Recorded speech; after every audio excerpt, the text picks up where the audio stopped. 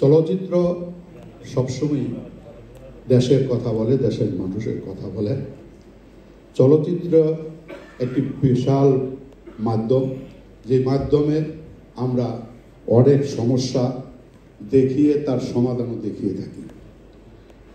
সেই চলচ্চিত্রকে আজকে এমন একটা পর্যায়ে চলে গেছে, সেখান থেকে আবার সুন্দরভাবে সামনের দিকে এগিয়ে নেওয়ার জন্য এই যে পুরস্কার অনুষ্ঠান করা হয়, সেটি একজন শিল্পী, একজন কৌশলী যারা এই চলচ্চিত্র নির্মাণের পিছনে এবং সামনে থাকে তাদেরকে উৎসাহ যোগায়।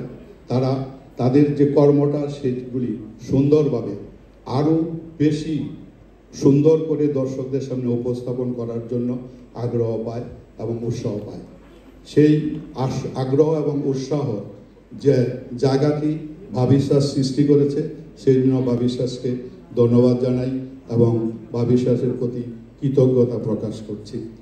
যারা আজকে এই ভাবিশ্বাসের অ্যাওয়ার্ড অনুষ্ঠানে পুরস্কৃত হয়েছেন তাদের সবার প্রতি অনুরোধ থাকবে, এই পুরস্কারটি আপনি আপনার কর্মের জন্য পেয়েছেন, এই কর্মটাকে ভালোবাসবেন এবং এই কর্মটা দিয়ে আরও বেশি জনগণের কাছাকাছি যাওয়ার, দর্শকদের কাছাকাছি যাওয়ার ব্যবস্থা করবেন।